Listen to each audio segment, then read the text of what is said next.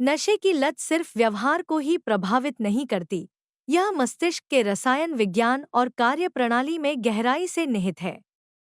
नशे की लत के पीछे के तंत्रिका विज्ञान को समझने से यह समझने में मदद मिलती है कि नशे को छोड़ना इतना चुनौतीपूर्ण क्यों है और इसे दूर करने के लिए अक्सर सिर्फ इच्छा शक्ति से ज्यादा की जरूरत क्यों होती है। ये वीडियो हमारे अद्भुत प्रायोजकों की बदौलत संभव हो पाए हैं।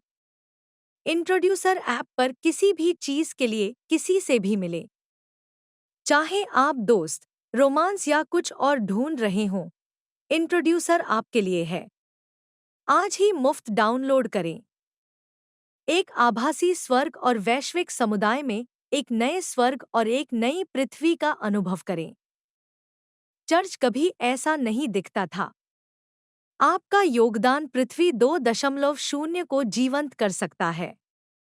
अंत में, अगर आप इन वीडियो को बिना विज्ञापनों के देखना पसंद करते हैं, तो हैप्पी ऐप पर हमारे मानसिक स्वास्थ्य केंद्र पर जाएं। विवरण में दिए गए लिंक पर क्लिक करें। लत एक जटिल स्थिति है जो मस्तिष्क और व्यवहार दोनों को प्रभावित करती है।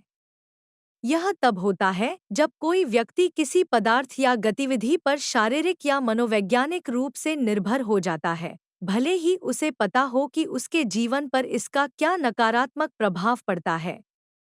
मूल रूप से, लत एक हानिकारक आदत को रोकने की क्षमता पर नियंत्रण खोने के बारे में है। यह अक्सर व्यक्तिगत संबंधों, काम, स्वास्थ्य और समग्र कल्याण में महत्वपूर्ण व्यवधानों की ओर ले जाती है। लत के दो मुख्य प्रकार हैं।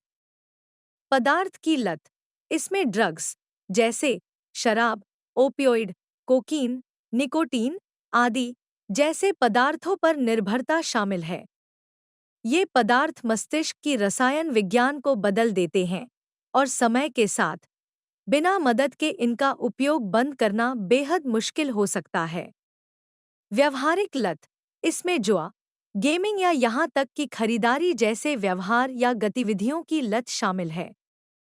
हालांकि इसमें कोई पदार्थ शामिल नहीं है, फिर भी मस्तिष्क इन क्रियाओं से तीव्र लालसा और पुरस्कार का अनुभव करता है, जो पदार्थ की लत के समान है।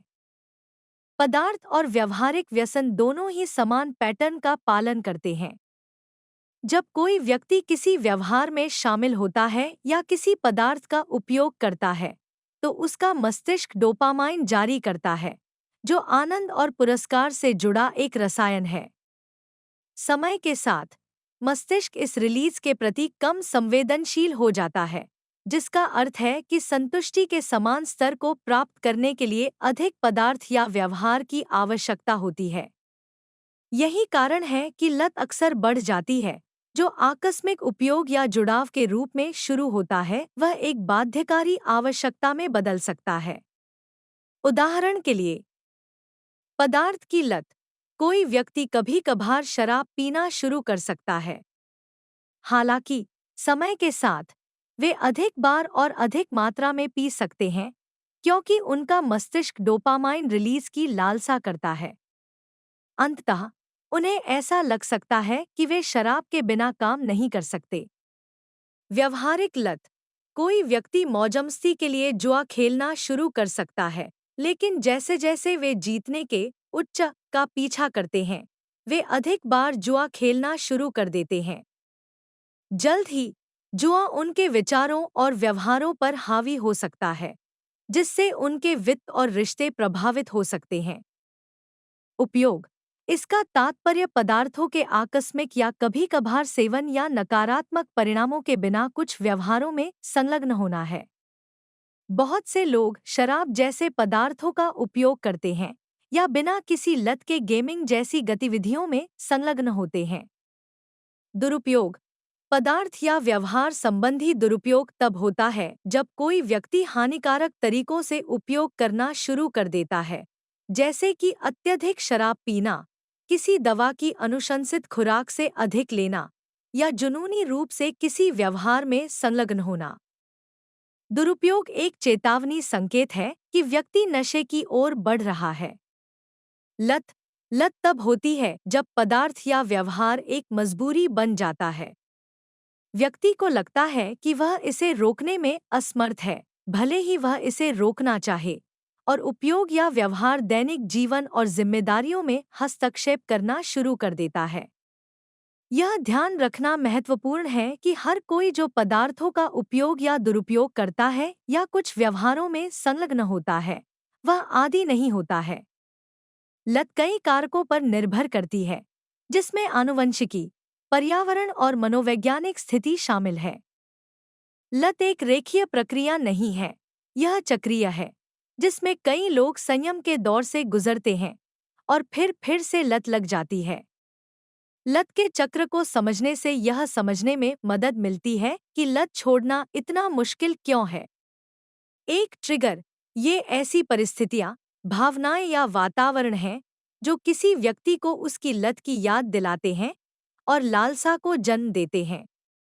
ट्रिगर आंतरिक, जैसे तनाव या ऊब, या बाहरी, जैसे कुछ लोगों या जगहों के आसपास रहना, हो सकते हैं।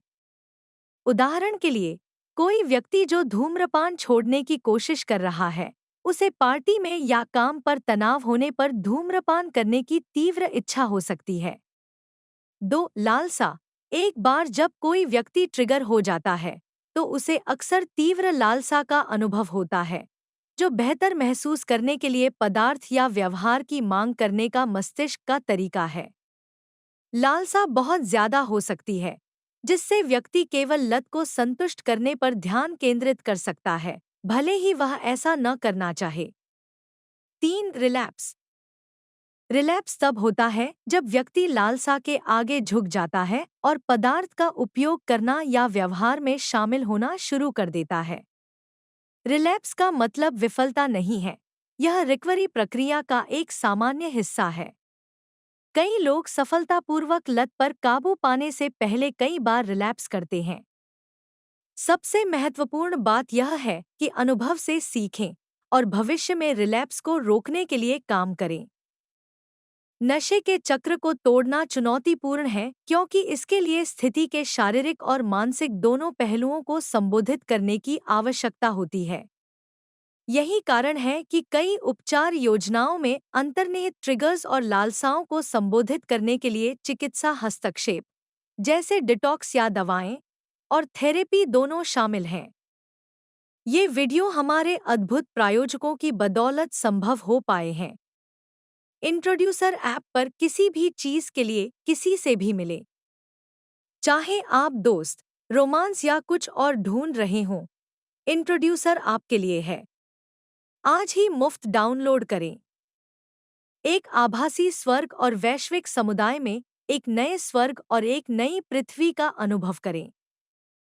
चर्च कभी ऐसा नहीं दिखता था। आपका योगदान पृथ्वी 2.0 को जीवंत कर सकता है। अंत में, अगर आप इन वीडियो को बिना विज्ञापनों के देखना पसंद करते हैं, तो हैप्पी ऐप पर हमारे मानसिक स्वास्थ्य केंद्र पर जाएं। विवरण में दिए गए लिंक पर क्लिक करें। Por último, aunque este curso fue gratuito para ti, no fue gratuito para ti. Por favor, considera hacer una pequeña donación para ayudar a difundir estos cursos en todo el mundo para aquellos que más los necesitan. El enlace está en la descripción. Nos vemos en la próxima lección. Está en la descripción.